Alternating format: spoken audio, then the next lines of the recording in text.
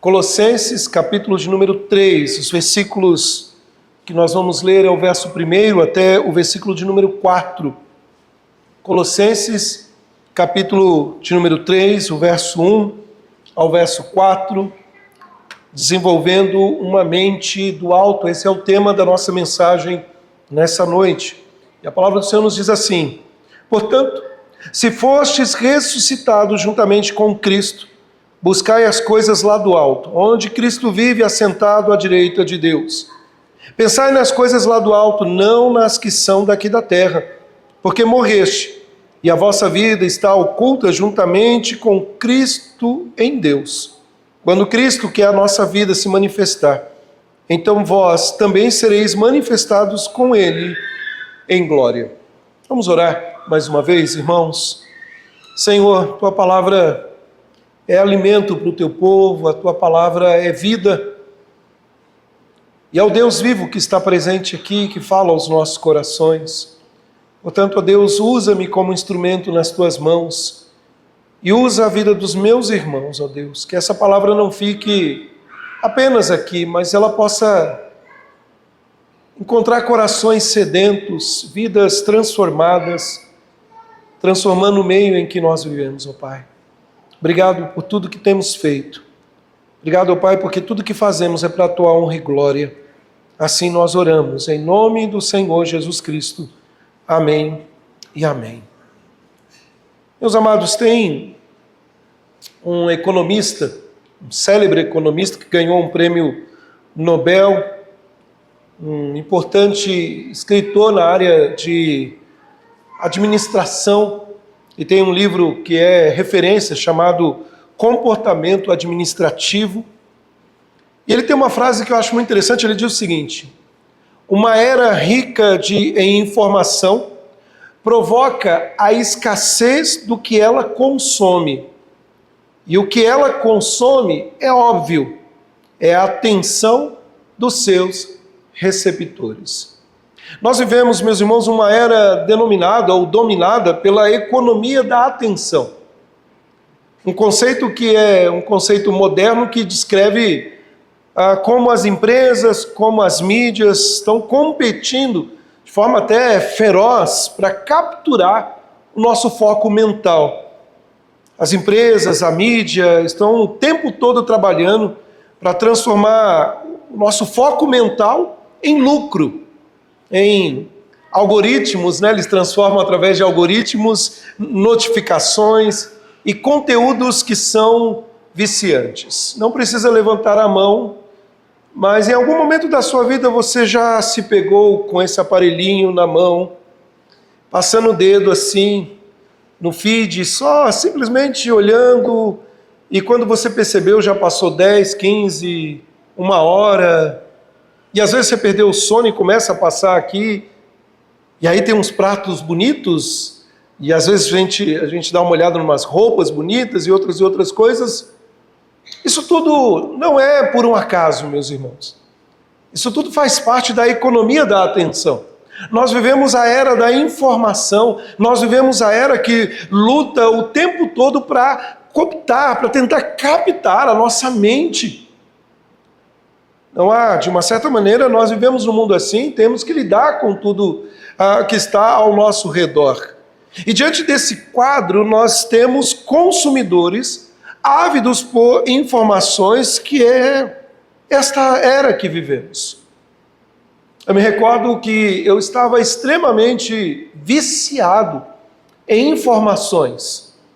Todos os dias eu tinha que ver as notícias, não só do Brasil, mas do mundo, e achava que eu tinha que estar vendo notícia o tempo todo. Seguia um canal, e ainda sigo, mas não estou mais mexendo com tanta frequência, no Telegram, que me dava notícias, o que estava acontecendo na guerra da Ucrânia, o que estava acontecendo na China, o que estava acontecendo na Tailândia, qualquer outro lugar.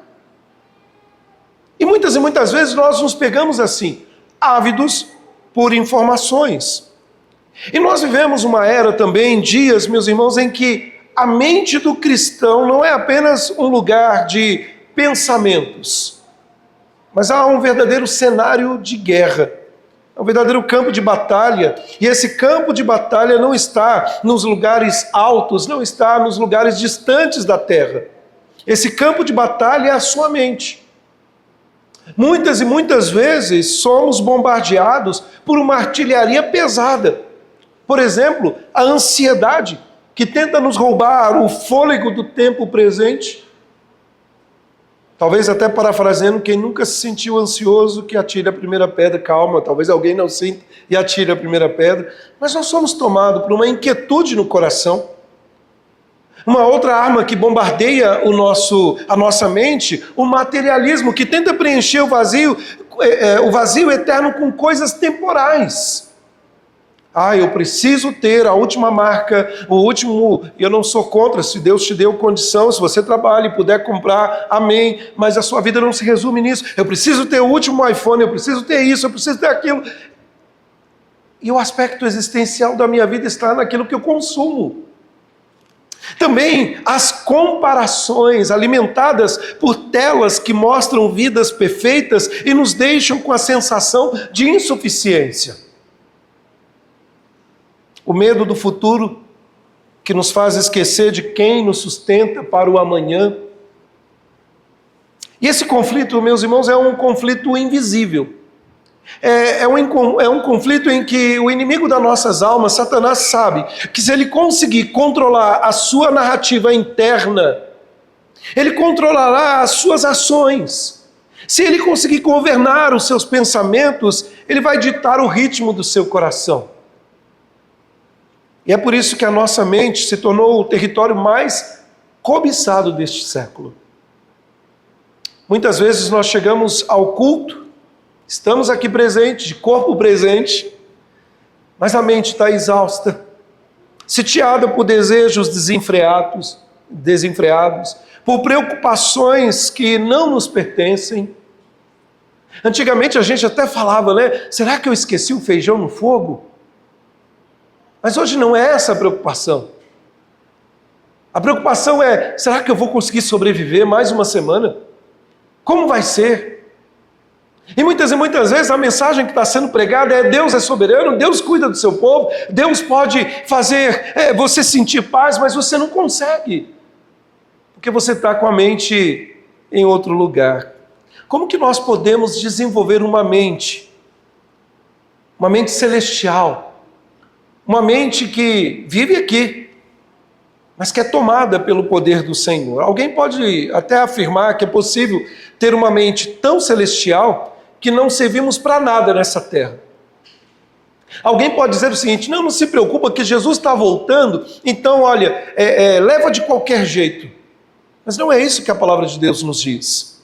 Quando nós olhamos para a história da igreja, quando nós olhamos para a Escritura Sagrada, nós vemos, meus irmãos, que aqueles que tinham a mentalidade mais celestial foram aqueles que fizeram mais nessa terra. C.S. Lewis, ele afirma que o cristão é aquele que tem os pés bem calcados aqui na terra, mas os seus olhos estão na eternidade, ou seja, ele vive o tempo presente com a perspectiva do futuro, aguardando sim o seu Senhor. Agora, Cristo, nosso Senhor Jesus Cristo, lá em Mateus capítulo 11, verso 12, ele afirma o seguinte: desde os dias de João Batista até agora, o reino dos céus é movido, é tomado à força, e os que se esforçam se apoderam dele.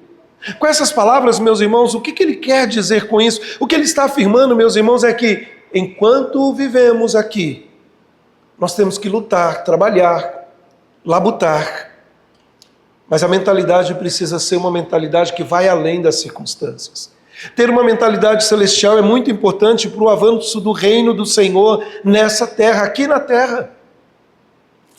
Alguns acreditam que talvez seja para ter uma mente celestial você precisa viver como um eremita, no deserto, enclausurado. Mas não é isso. Meus amados irmãos, o apóstolo Paulo ele se refere principalmente, quando ele diz nessa carta aos Colossenses, pensem nas coisas lá do alto.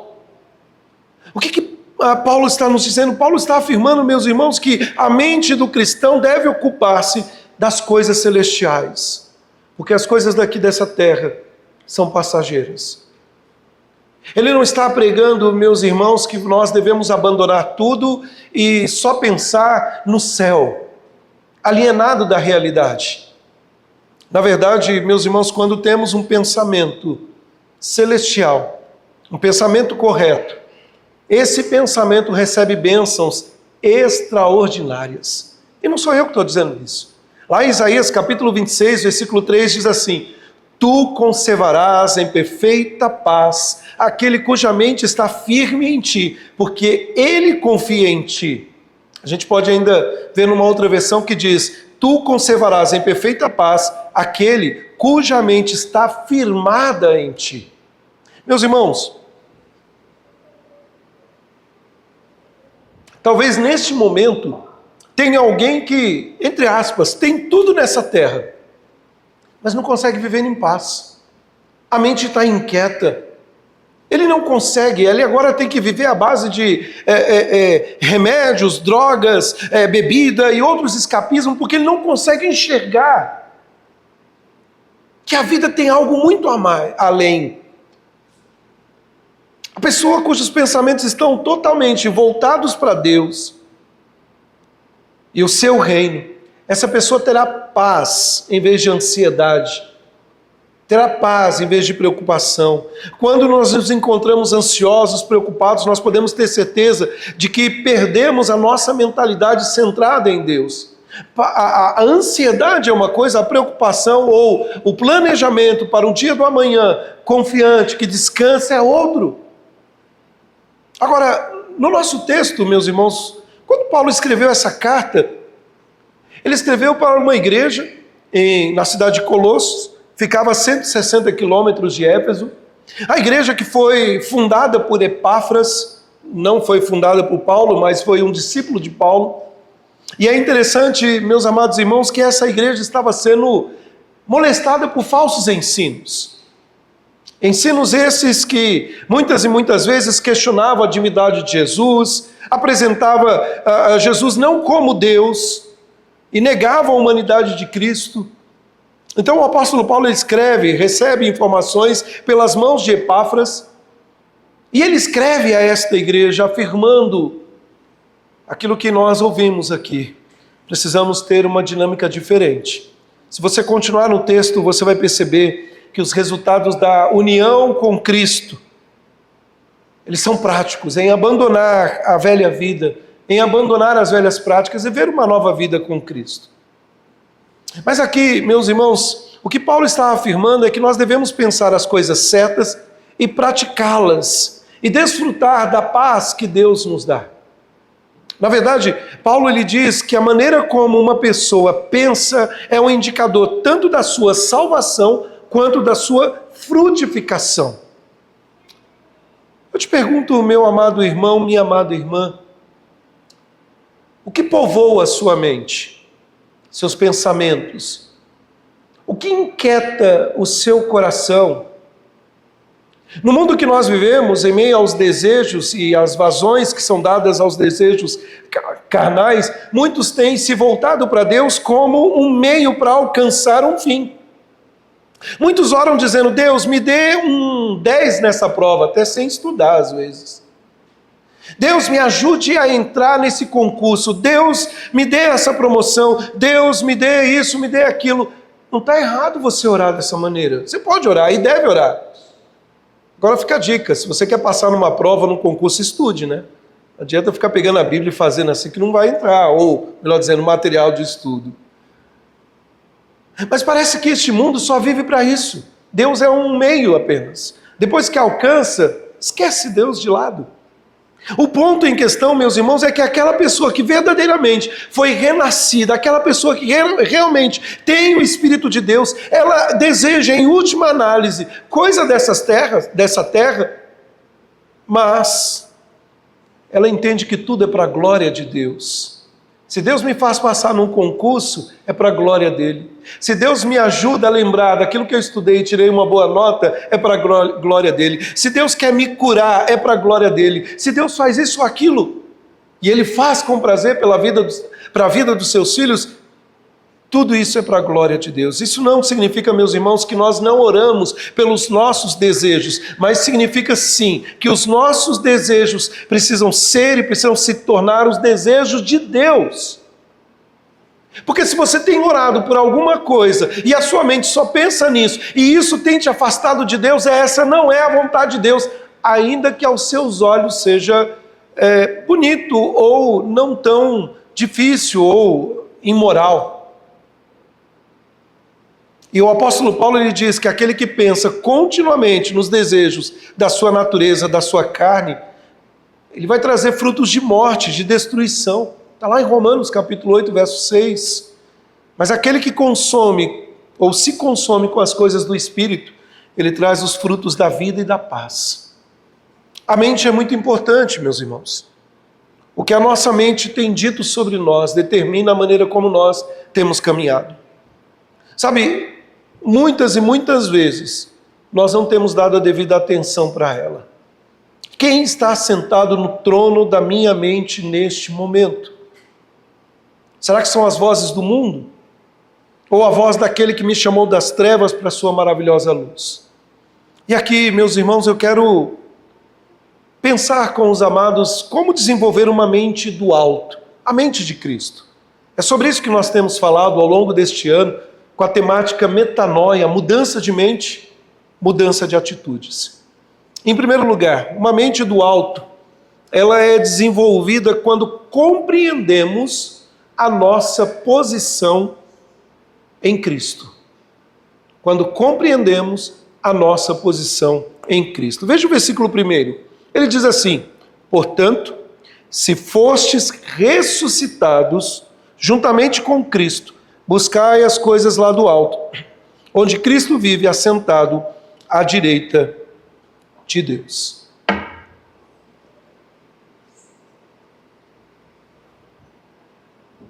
O apóstolo Paulo, ele começa, meus irmãos, com a identidade prática, ou com a identidade antes da prática. Ele não diz, busquem para serem ressuscitados. Ele diz, vocês já foram ressuscitados. A estrutura gramatical do texto, no texto original, no grego, ela é muito interessante porque ela começa primeiro com o verbo no indicativo para depois apontar para o imperativo. Ou seja, existe uma lógica que não é por um acaso. O apóstolo Paulo trabalha isso em muitas das suas cartas e ele demonstra o indicativo, o que Deus fez. E agora o imperativo, o que nós devemos fazer. Então a progressão aqui, meus irmãos, reflete alguém que tem os olhos na graça de Deus, na graça soberana, aonde a ação divina é o alicerce para a resposta humana. E para mim desenvolver uma mente celestial, uma mente do alto, a mente de Cristo, eu preciso, em primeiro lugar, olhar e compreender quem eu sou. Quem é você? Sabe, uma vez que você entregou a sua vida ao Senhor Jesus Cristo, você precisa entender que sobre a sua vida tem algo muito maior. O apóstolo Paulo diz que nós fomos ressuscitados. E veja, primeiro o indicativo aqui é o indicativo da graça, a posição. Ele diz no texto, se portanto fostes ressuscitados juntamente com Cristo. O grego, a palavra se, aqui na leitura do nosso texto, se fosse o se, essa partícula, ela não é algo hipotético, ela não é algo condicional de alguma questão que devemos fazer, a cláusula condicional. Não, meus irmãos, na verdade, o texto deveria ser traduzido como, visto que, uma vez que você foi ressuscitado, o verbo ressuscitar-se aqui, ele demonstra algo como um evento pontual, completo, histórico, não só no passado, mas em todo o tempo. Sabe, meus irmãos, a ideia do texto, e aqui o verbo está no passivo, significa que a ação é receptiva, ou seja, quem te ressuscitou não foi você que decidiu, foi Deus em Cristo Jesus. Essa é a sua posição. Sabe, meus irmãos, muitas e muitas vezes nós somos bombardeados por filosofias que tentam reduzir a nada. Quem nós somos? Eu não estou dizendo aqui que nós devemos bater no peito dizendo eu sou o melhor do mundo. O que eu preciso é entender, obrigado, Senhor, pela tua graça que me alcançou. Assim, meus irmãos, a nossa nova mentalidade não surge de um esforço ascético, ou seja, eu preciso guardar isso, eu preciso cumprir essa lei, eu preciso fazer esse sacrifício para que Deus me aceite. Não, a aceitação é graciosa, porque ela vem pela fé. Foi o apóstolo Paulo que diz que o Senhor nos colocou nos lugares celestiais, em Cristo Jesus. Talvez isso hoje não faça muita diferença para você, mas entenda, nós estamos falando do destino eterno de cada um de nós.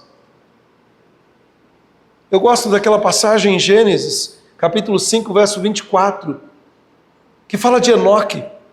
E o texto bíblico diz que Enoque andou com Deus, e ele foi trasladado, ou seja, ele não passou pela morte. A palavra trasladado traz o sentido de foi tomado sem esforço, não por esforço dele, foi Deus que o tomou. Assim, meus amados, o cristão, aquele que entrega a sua vida a Jesus, está unido com ele. Jesus morreu, Jesus ressuscitou e nós também fomos espiritualmente unidos a essa obra. Então, primeiro nós precisamos entender da nossa posição enquanto olhando para a graça de Deus. Mas também, o que significa ressuscitados em Cristo? Veja, meus irmãos, alguém pode dizer, mas eu não morri ainda, eu estou aqui. De fato. Mas como o apóstolo Paulo nos diz em Romanos, capítulo 6, versículo 3 e 4, ele diz assim: ou vocês não sabem que todos nós fomos batizados em Cristo Jesus, fomos batizados na sua morte, portanto, fomos sepultados com ele na morte por meio do batismo, a fim de que, assim como Cristo foi ressuscitado dos mortos, mediante a glória do Pai, também nós vivamos uma vida nova, ou em novidade de vida. O que Paulo está dizendo, meus irmãos, é que nós fomos vivificados em Cristo no momento da nossa conversão, ou seja, agora nós estamos unidos ao Senhor Jesus Cristo, na sua morte na cruz do Calvário, na sua ressurreição. Eu tenho uma nova vida.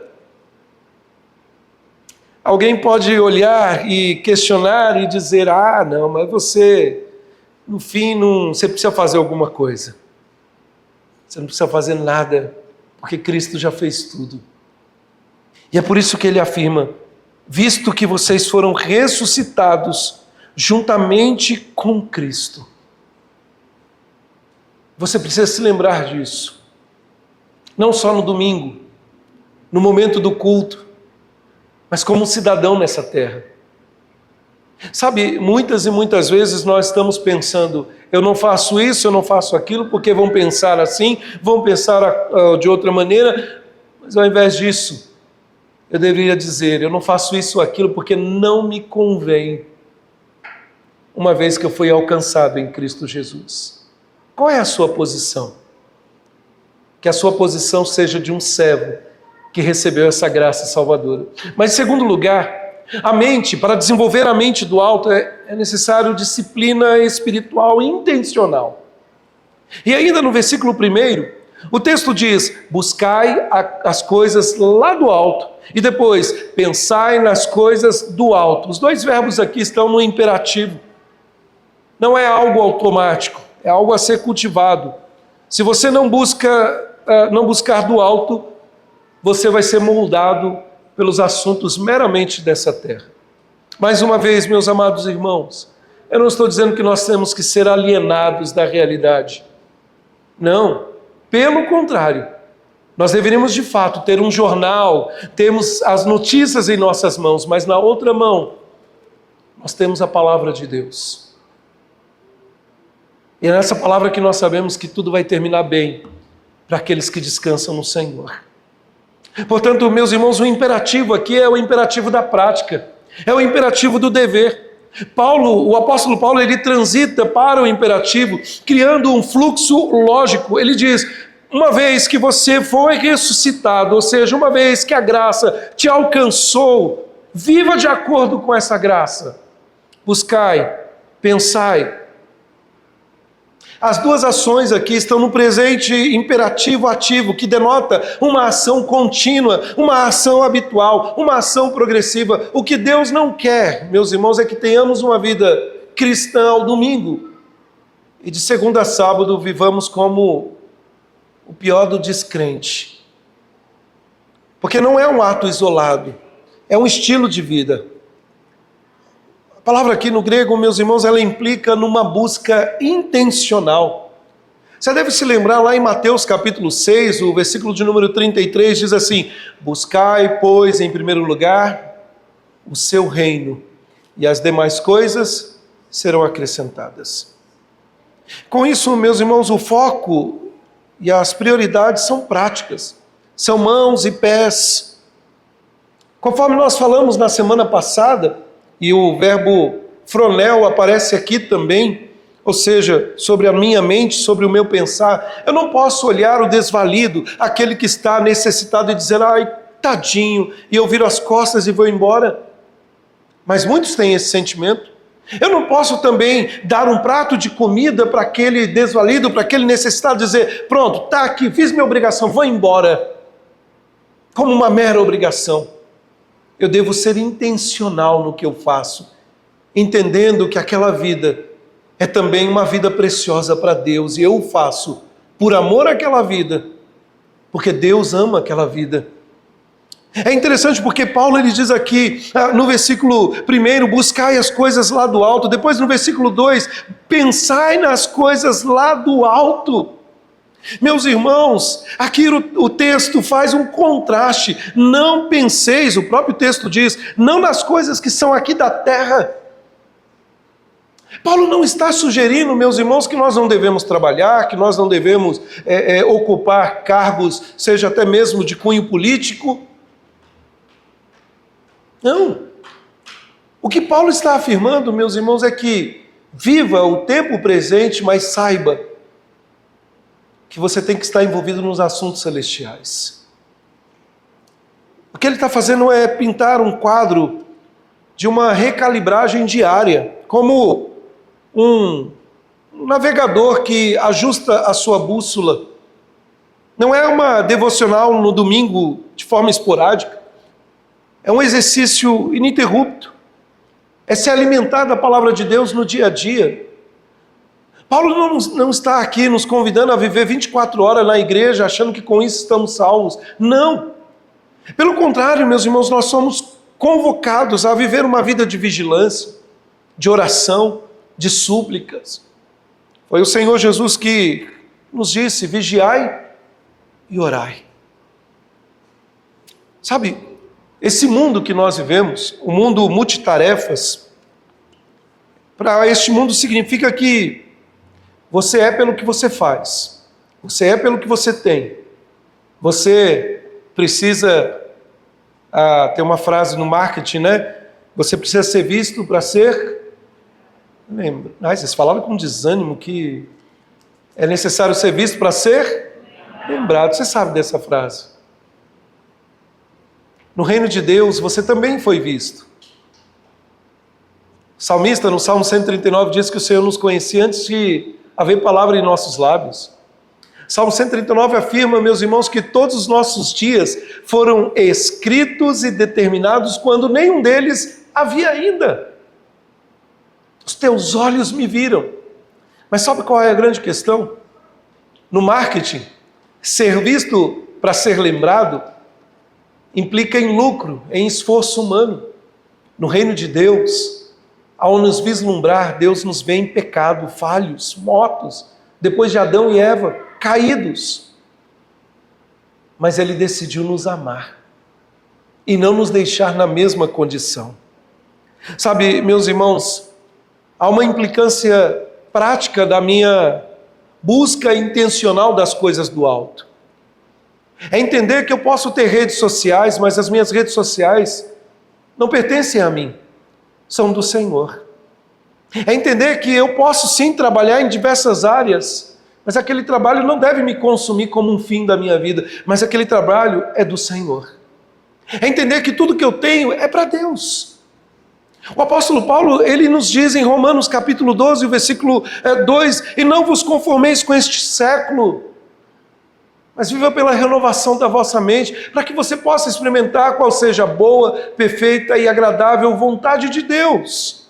O mundo que nós estamos vivendo, meus irmãos, constantemente nos pressiona a pensar: você precisa ter um corpo perfeito, você precisa ter sucesso financeiro, você precisa ter status social, você precisa ter a aprovação das pessoas. Mas o Senhor Jesus nos lembra que nós não podemos servir a dois senhores. Com isso eu não estou dizendo que você não pode cuidar da sua vida física, do seu corpo, que você não pode ter sucesso financeiro ou qualquer outra ação, mas este não é o fim da sua vida. Na verdade, um dia, se Jesus não voltar, tudo isso vai passar. O corpo bonito, perfeito, aos olhos dos homens, se tornará pó. O sucesso financeiro ficará nas mãos de outra pessoa. O status social cai. A aprovação depende de se agradar ou não. Se não agradarmos, somos cancelados. Como desenvolver, meus irmãos, a disciplina?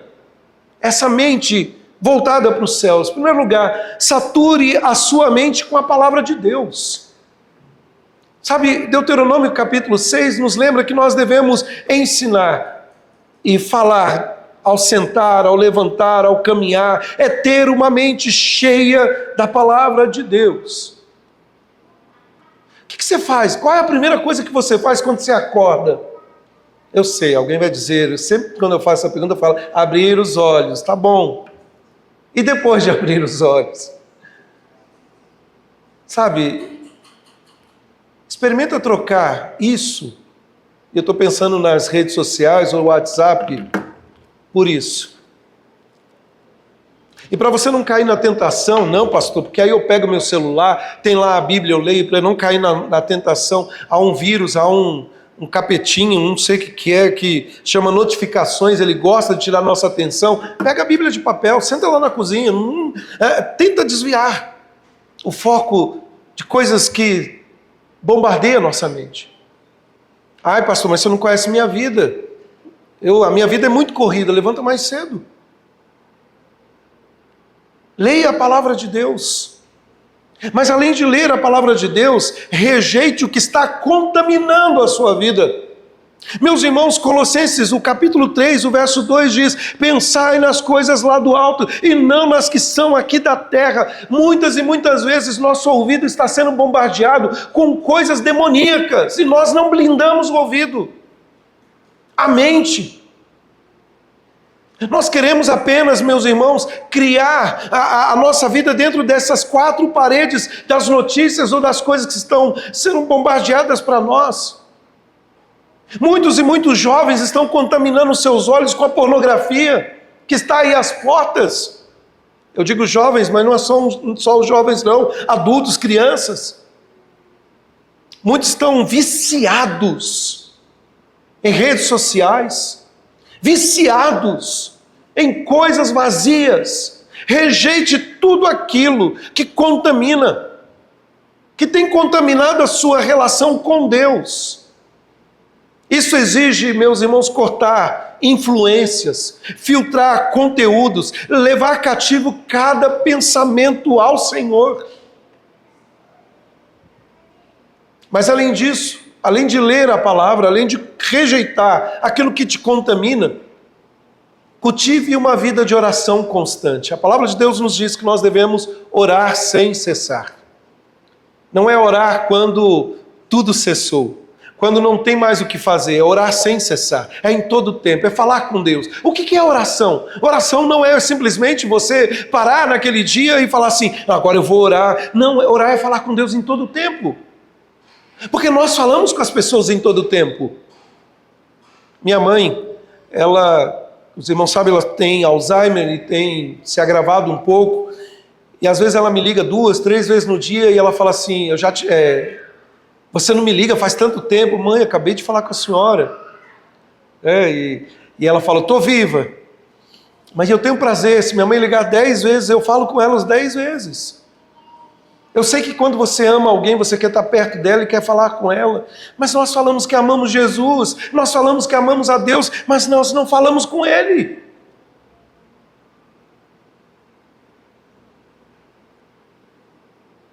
Mas além disso, meus irmãos, nós devemos escolher uma comunhão saudável. Quem anda com sábios será sábio. Provérbios 13, 20. Ou seja, uma mente do alto não nasce do acaso. Uma mente do alto nasce da disciplina diária espiritual.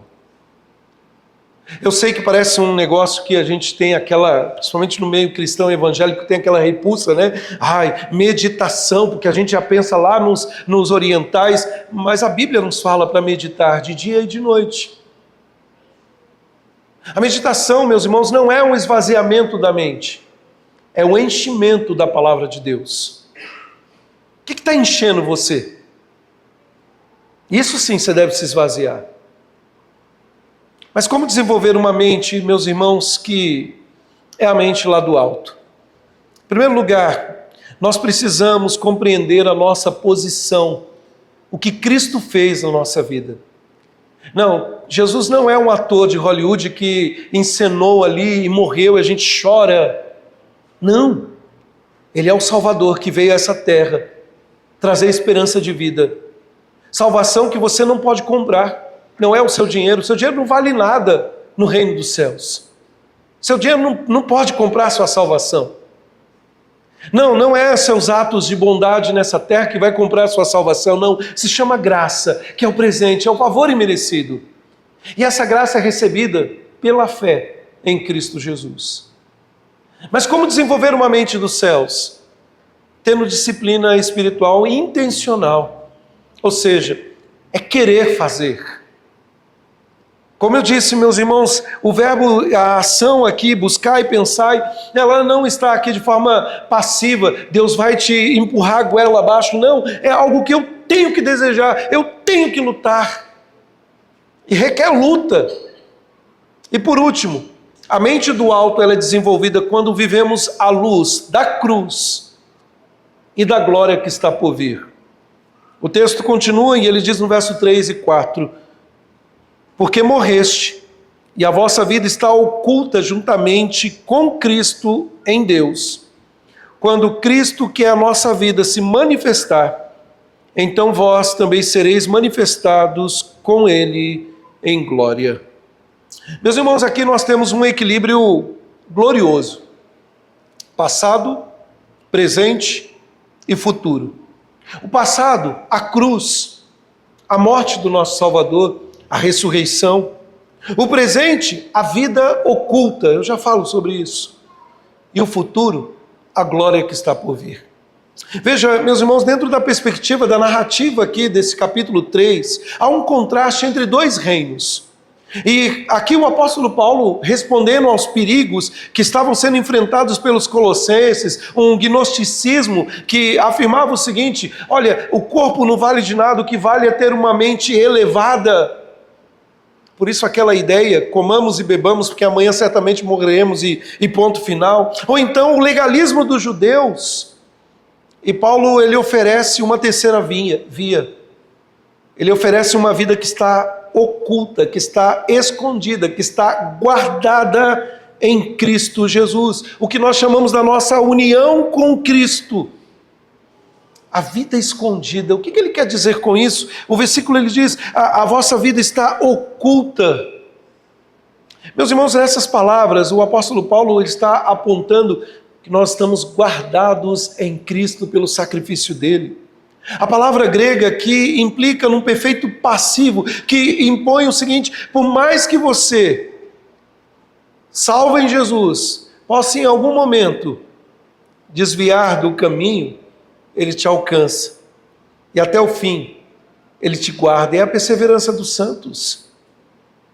Algo oculto, algo protegido, algo seguro. Na antiguidade, os tesouros eram escondidos nos vasos de barro. Nós vemos isso lá em 2 Coríntios 4, 7. Ou enterrados para que os invasores não levassem. Mas o que Paulo está aplicando aqui é que a nossa vida verdadeira não é visível no mundo físico, mas ela está salva, ela está guardada em Cristo Jesus.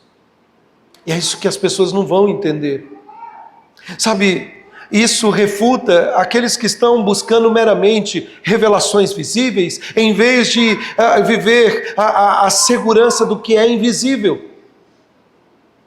Meus irmãos, o mundo não compreende por que a alegria brota de uma fonte oculta. Como é que você consegue estar em paz no mundo que parece que está desfalecendo?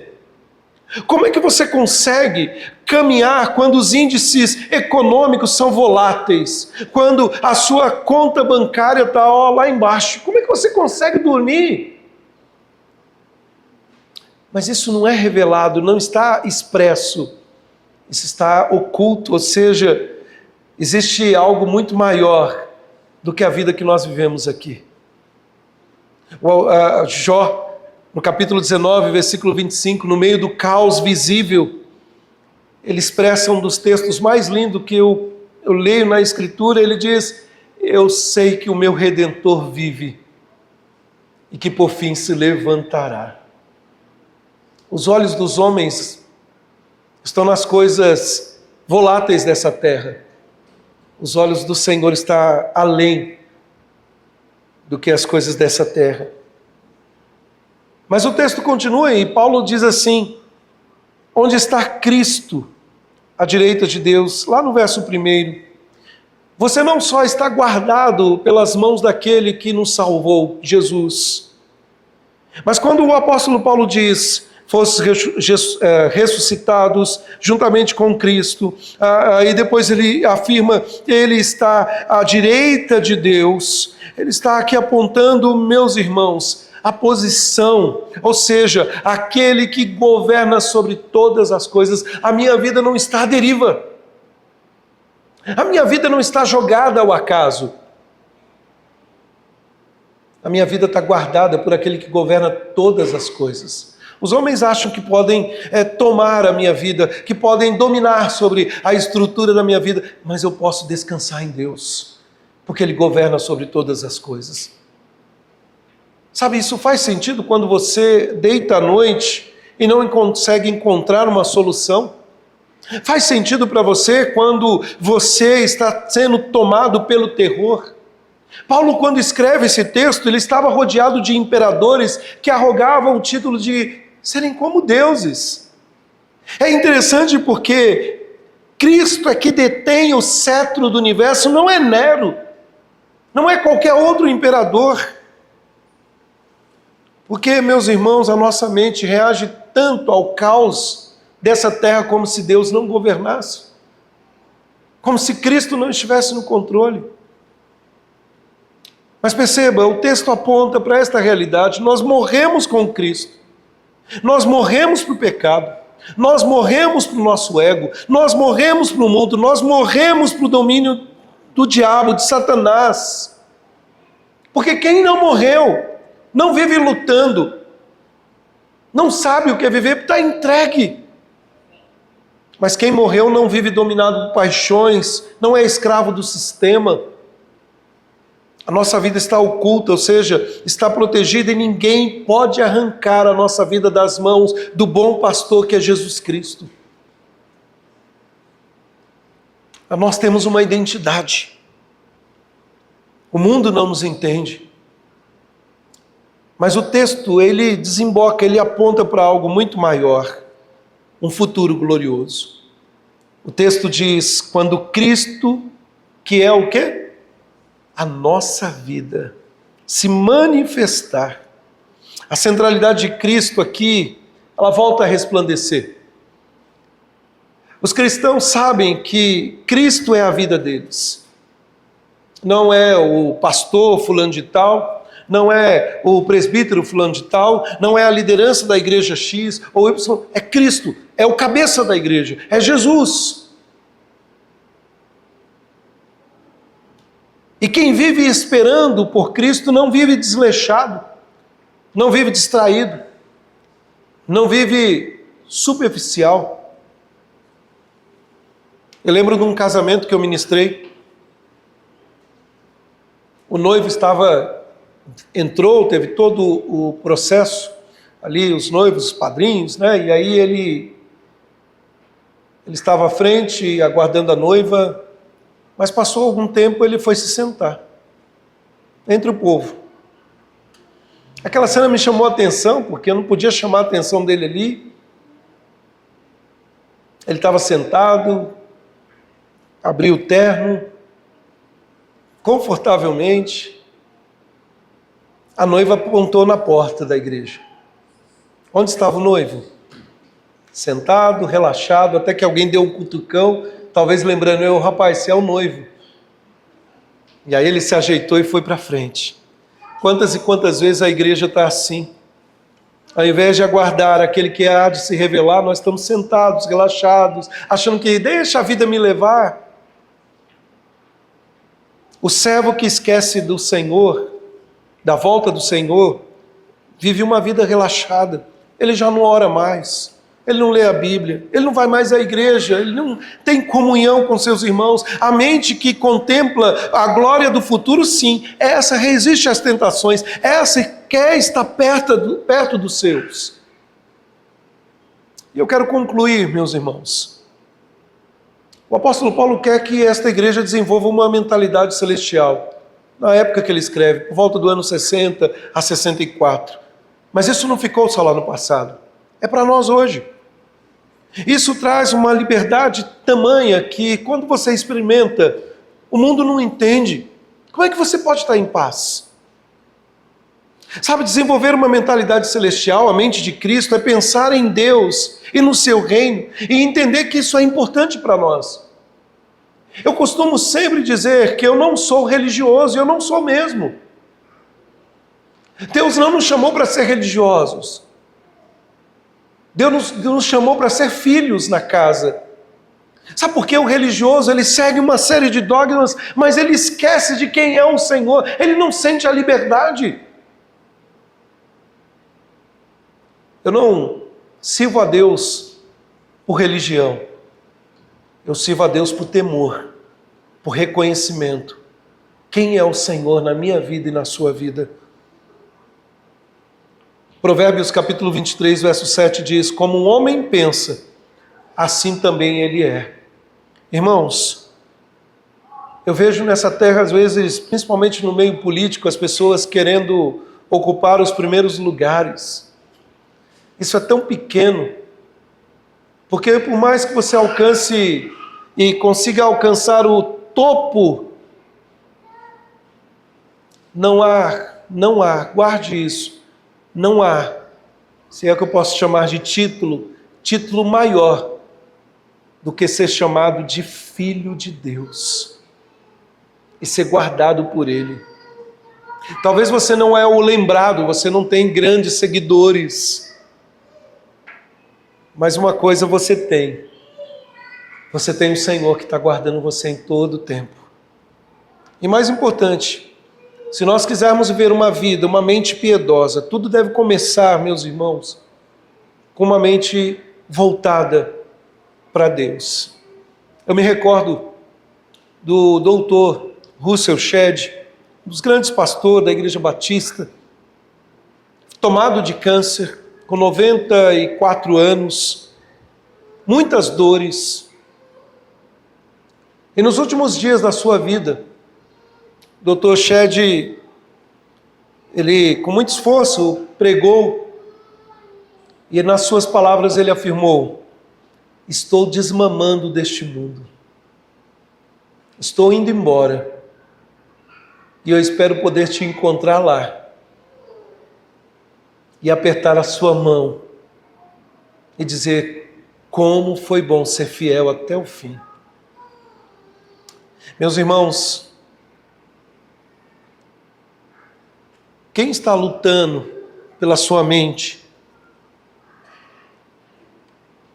Ou melhor dizendo, quem está reinando? Quem está governando a sua mente? Porque nós sabemos, meus irmãos, que aquilo que controla os nossos pensamentos vai influenciar nossas ações. Mas quando a sua mente está firmada no alto, você vive a experiência da paz perfeita. Quando a sua mente é voltada para o alto, você vive com autoridade espiritual.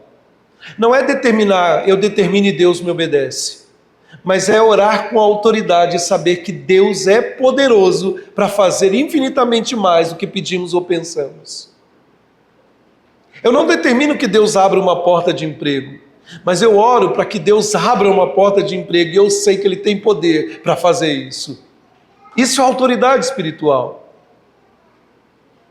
É viver em santidade. Uma mente do alto vive em santidade porque quer agradar o seu Senhor. Uma mente do alto impacta a terra, porque ele não vive para agradar a homens, ele vive aqui para ter uma vida que possa transformar essa terra. Portanto, meus irmãos, como desenvolver essa mentalidade celestial? Primeiro, compreendendo a nossa posição ressuscitada, a nossa posição em Cristo. Segundo, através de disciplina espiritual intencional. E terceiro, vivendo à luz da cruz e da glória futura. Vamos colocar de pé, vamos orar.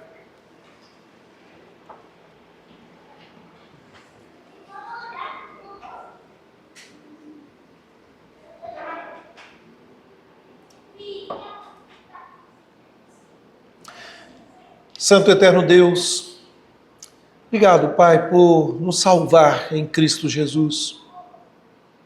Obrigado a Deus por nos colocar numa posição que nenhum homem pode nessa terra nos colocar, nem mesmo nós mesmos. Foi a graça que nos alcançou. E se estamos, ó Pai, aqui, é porque o Senhor nos escolheu e nos salvou em Cristo Jesus. Ó Deus, que possamos ter uma disciplina espiritual intencional, não circunstancial.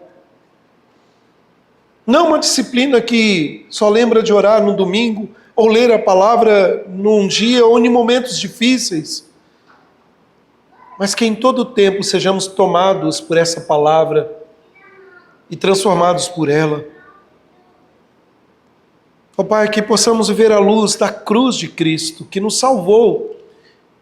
E estamos escondidos atrás da Tua cruz, guardados em Cristo, e das mãos do Senhor ninguém pode nos tirar de lá, nem mesmo o acusador das nossas almas.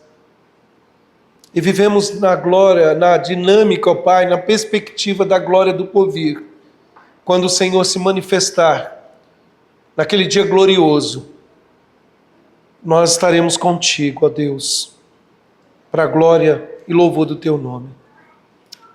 Assim, Senhor, aplique essas verdades em nossos corações.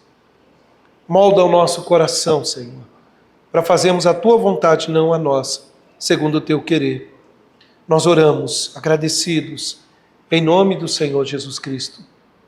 E agora, meus amados irmãos, que o amor de Deus nos una, que o poder de Cristo nos fortaleça e a comunhão do Espírito Santo nos acompanhe em cada dia, em todos os momentos, para a honra e glória do Senhor Jesus Cristo.